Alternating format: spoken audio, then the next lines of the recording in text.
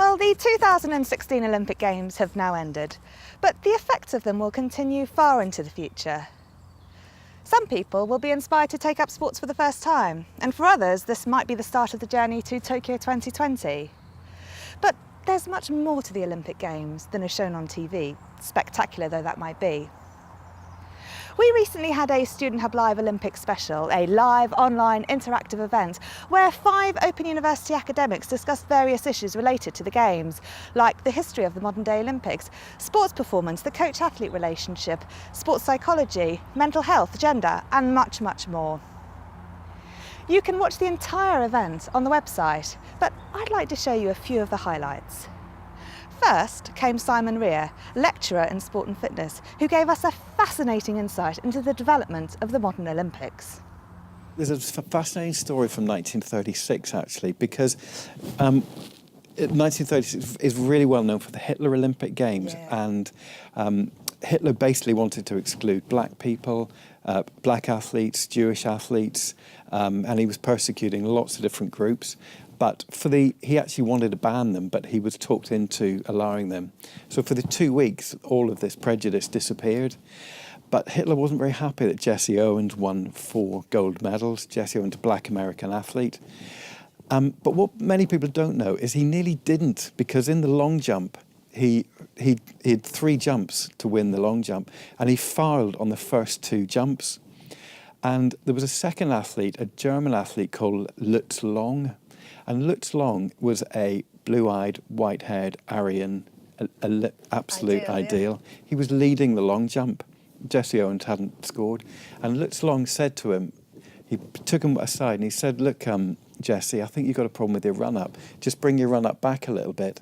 And Jesse did that, and he jumped, and then he won the gold medal. Wow. And Jesse Owens actually said, I didn't really care about winning the gold medals. He said, making friends with Lutz Long was the greatest experience for me at the Olympics. And he said, we will have a lifetime friendship. Wow. Lutz Long was killed in World War II. They never saw each other again. Of course, politics will always feature heavily in an event the size of the Olympic Games. And Elizabeth Silva, Professor of Sociology, told us about some of the economic and political issues behind the Games in Brazil. In 2009, when Brazil was awarded the hosting of the Olympics, the country was going through an incredibly good period, both politically and economically. Yeah. Politically, we had a reasonably stable government run by the Workers' Party. Lula, Luiz Inácio da Silva, was the president of Brazil, and there was great optimism about changes, social change, and economically the country was on the verge of becoming the 5th in terms of gross domestic product, which is the greatest measurement of an economic performance. Currently, the GDP dropped to 74th in the world. So it's a huge drop in just 7 years. Yeah. So, and economically, there's quite a turmoil going on. The stars of the Olympic Games are, of course, the athletes themselves. And we all have our favourites, often from countries other than our own, which just shows the powerful unifying effect of the event. But what we don't often consider is that behind each athlete is a whole army of people guiding and supporting them. Karen Howells, a chartered sports psychologist and sport and fitness lecturer, told us more about them. When you have the athlete, there are coaches around them, there are strength and conditioning coaches, potentially nutritionists, physiotherapists, sports psychologists, and we mustn't actually forget the family around them as well. When we've been watching the Olympic Games over the last 2 weeks, we see the athlete and we see their performance. What we don't really see is the coach. We may see them congratulating them. We don't really see the family, again, unless it's at the end congratulating the athlete. We very rarely see the physiotherapist, we don't see the sports psychologist, we don't see the team around them. And the family aspect is quite interesting, that the family have made sacrifices for that athlete over years, whether it's parents taking them to training, collecting them from training, taking them around the country to compete. There is a huge team whether it's that formal team or that informal team, around that one athlete. Having competed as an athlete herself, Caroline Heaney, a senior lecturer in sport and fitness, knows full well the pressures that can exist for anyone undergoing intensive training. Although peak physical condition is obviously essential, the difference between winning and losing can come down to the mental state of the competitor. The reactions of some of the winners and losers can be quite extreme. Caroline explained some of this to us. It's kind of 4+ years of your life preparing to go to the Olympic Games. You've got the pressure of getting there in the first place, and if you don't hit that hurdle, then there's kind of, where do you go from there? How does that affect your mental health? If you do get there, what can go wrong? So we've had on the chat box, people have been talking about, what if you get to an athletics match and then you get disqualified in the rounds?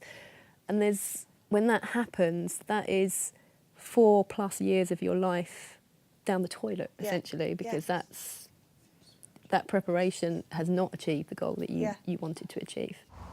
The Olympic Games brings together many of the world's races and cultures, and throughout its history, issues around gender and equality have made for some very interesting debates. Kath Woodward, Professor of Sociology, had some really interesting insights into the issues that gender throws up in the context of sports. In the early days, there was this sex testing, and it was all by visible difference. And people were humiliatingly expected to, expose their bodies to to a team of men with beards and, elderly doctors who would decide what they were. Visual inspection, yes, a visual inspection. But then it changed to gender verification, and then we brought in psychologists. But it is quite complicated, because we've now had a very recent change, that in relation to transgender athletes, that trans men, that's people who were at birth, born a woman, and who are transitioning to become a man, can, if they've taken sufficient hormone treatment, can then participate. They don't have to have surgery. So I think that's changed, because it was the case that you had to have surgery, and then 2 years after that you could participate. So it's changed. Well, those are just a few of the highlights from the Student Hub Live Olympic special. You can watch the entire event on the website, and you can also find out more about past and future Student Hub Live events. I hope we've shown you that, as if the TV spectacle wasn't enough, there is more to the greatest show on earth than you may have thought. Well, I don't know about you, but I've got Tokyo 2020 to think about.